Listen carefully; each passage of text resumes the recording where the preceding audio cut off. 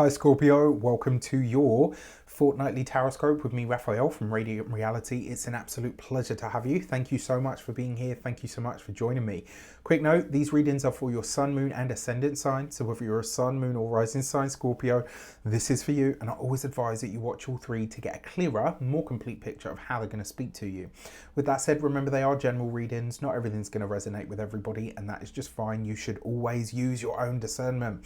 Before we start, as always, I would like to bless my decks of cards with all forms of love, light, peace, prosperity and abundance. And I pray that the messages that come through are ultimately clear and concise, and they help you all on your path to your highest vibrational good. So remember to check these out for your sun, your moon and your ascendant. These are tarot only, so there's no astrology in these. And the reason being is because that way you can see which part of you I resonate more with as a reader. All right. So for your cross purposes, what is potentially getting in the way of you extracting all of the goodness out of this next fortnight, or what is potentially showing up as a challenge that needs to be crossed or, you know, circumnavigated. For this, you have the Tree of Life. This is the ultimate wild card. It's actually one of my favorite cards in all of the decks that I have. And I call this card in specific Divine Intervention and Assistance, right? So we're talking about cross purposes here. Does this mean that the universe is working at cross purposes with you or for you? No. Because what we're looking at here is the macrocosmic. What is it that you don't really have any control over? And that is the universe, right? You can never miss anything that is truly for you. I'm a big believer in that, right? And sometimes maybe we don't get exactly the same opportunity, but very often a similar one will come around, right? So it's not like a one time and done kind of deal. Sometimes it is. It depends on the thing that the universe has sent us. This, however, because it is divine intervention and assistance, the way that this may show up for you is as a cross purpose that is, you know, outside of your control.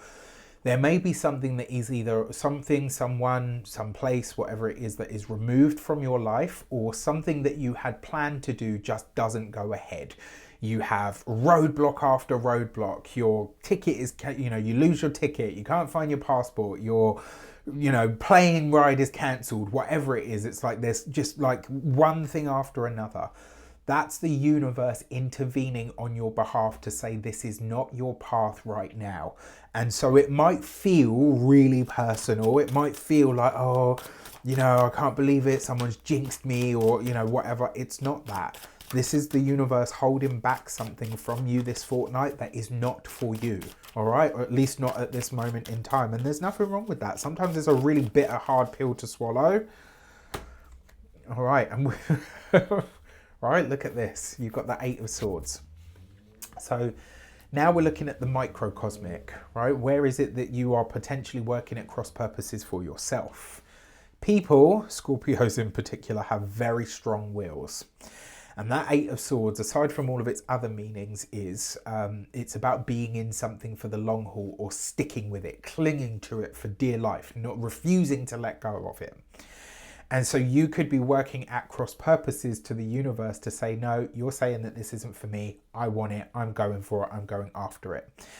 Now, that's where you could be getting in your own way over this next fortnight. Now, what really strikes me here is that you've got the Eight of Swords on top of the Tree of Life, which means whatever is being withheld from you would have ended up being something that ended up strangling you. Not literally, like, or at least, you know, touch wood, but it, you know, it may have actually been something that ended up becoming way more of a burden than a blessing. And so you not getting this thing or having access to it right now is probably a blessing in disguise. All right.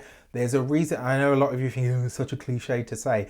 There's a reason the cliches have survived so long, because most of the fucking time they're accurate. For your actions and interactions with the world at large, you've got the Three of Wands. You have the Eight of Pentacles. Nice. And you've got the King of Pentacles. So this is you seeking career advancement, maybe even on some kind of entrepreneurial endeavor. I love this for you. The energy is great. And what I love even more about this seems to be a new direction for you. It's almost like because this thing hasn't gone ahead or happened, you said to yourself, okay, you know what? Well, I'm going to create a different avenue. Maybe it won't be the same one. Maybe it won't carry the same energy or, connections, whatever, yada, yada, yada.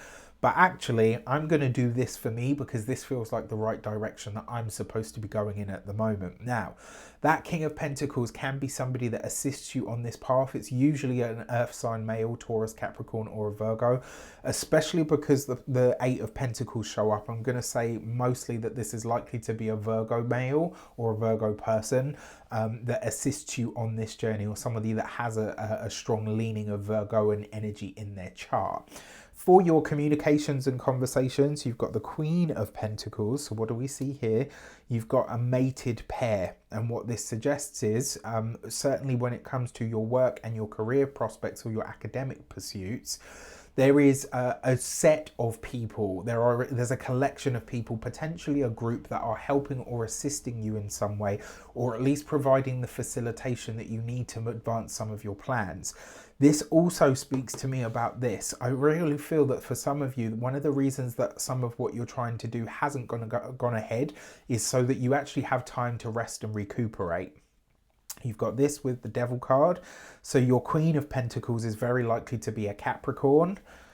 And then you've got the Knight of Cups, and she's bringing you a solid offer. I love this for you, right? So for those of you that are studying or in some form of academia, this could be you breaking out of old habits, patterns, and cycles as somebody, more than likely a Capricorn woman, is pointing them out to you. So yes, all right, it's uncomfortable because you're being called out about some element of your behavior, but actually it's helping you see yourself in a different light and say, actually, you know what, maybe I do too much of this, or I rely too heavily on that. When it comes to those of you that are employed by somebody else, same kind of energy, but I will say be mindful of the gossip, all of that kind of stuff this fortnight, especially if somebody makes a beeline for you. Like if someone deliberately kind of comes to you and says, oh, by the way, this has happened, and you're like, I didn't even know this was a thing. And they sort of try to elicit a response out of you. I wouldn't go as far as to say that you're being set up, but you are definitely being drawn into some shit that you really don't want anything to do with. So just be mindful about that. Same thing for those of you that are business owners, but this works slightly differently because it may very well be that an employee, if you have one, or a collaborator, if you have any, presents you with something that actually could be very good for later down the line, but at this moment in time kind of clashes with everything else that you're trying to do. This really is just about kind of saying, yes, I can do everything, but not all at once. All right. Unless, you've seen the film. I haven't yet. Apparently it's really very good. For those of you that are retired and no longer working, I actually really like this for you getting back into a healthcare regime for looking after yourself, whatever that looks like. For your love and relations, you've got the Queen of Cups. Bloody hell. There's a lot of people here with the Three of Swords and the Eight of Wands. So on a familial level, for some of you, you could be breaking ties with a family member, and it doesn't have to be that they're passing away. Doesn't have to be that. This could be that they're moving away. And I feel like for a lot of you, that is the case. Let's say you live near your parents, maybe you live with, near a sibling or whatever, and it's like you're moving away. You're moving someplace out of or away from. Or they are, right? Now on intimate level, for those of you that are partnered, married, or in long-term commitments, this is news that your partner gives you about needing to spend an extended period of time away from home. So for some reason you are sort of not disconnected, but you're separated by time and distance. And this could be, one of you is traveling for work. Maybe you get a really great invite or an opportunity that you can't really turn down, but you'll feel this because it will be like, oh, and that's the thing. When you're really in love with somebody, whatever you're doing, whatever great happens for you, you always want them to be there with you. But sometimes it's just not possible because you've got differing schedules. When it comes to those of you that are single and looking, this I would put money on is a return. This is a blast from the past. This is someone that comes back in. You're going to get that I miss you text, the can we talk, can we go for coffee, all of the above, fine. If you're going to do this though, do it on neutral ground and don't do it via messages. All right, like if this person says they want to reconnect or they want to speak or they want to go for coffee, then go for coffee. Make sure it's an in-person conversation. You are very intuitive, Scorpio, and you will get a lot more out of it from that. And then finally, for your money and materials, you have the Witch, which is actually the Magician in this deck. You've got the Oak King, which is the Hanged Man. Okay. And you've got the King of Swords. So King of Swords is likely to be a Gemini or a Geminian influence in some way, shape or form, because the Magician card shows up, right? Now, when it comes to your money and your finances, it's really weird because it's like, I see you making more money, but you're not able to do anything with it yet. Whether this is because you're either super busy or maybe because, you're saving for something. There's an element of delayed gratification coming in here, where it's like you're sticking to the facts and figures when it comes to your finances, but there also potentially looks like a delay on invoices for some of you as well, which is very possible. I will say, if that is the case, or someone saying, the check is in the mail and all of that kind of stuff, you are being given the runaround. I'm just going to tell you straight up.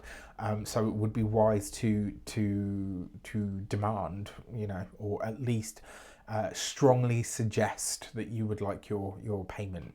Now, when it comes to your physical health and vitality, this is strange because there's a few ways that this shows up, but the first thing that I want to say to you is look at this, look at it from this perspective. I'm not a doctor, I can't give you medical advice, this isn't a diagnosis, but if you can go and speak to a medical professional about go and see like an endocrinologist, have your hormone levels checked, and also have your nervous system looked at. I say this because there's something about communication systems within the body, and the hormones are a communication system, as is your nervous system. It's like the ultimate communication system. And then finally, when it comes to your home and environment, hold off on a big home purchase unless it's something that you really need, like a washing machine, a dishwasher. Maybe you don't really need a dishwasher, or a cooker, or a fridge, freezer, etc. Unless it's something like that, I would hold off on this, especially at the moment, and especially if it's like a big expensive purchase. All right. With that said, I wish you an abundance of all of that good stuff. Have a fantastic fortnight. Let me know in the comments how it shapes up. Take care, and I'll see you soon.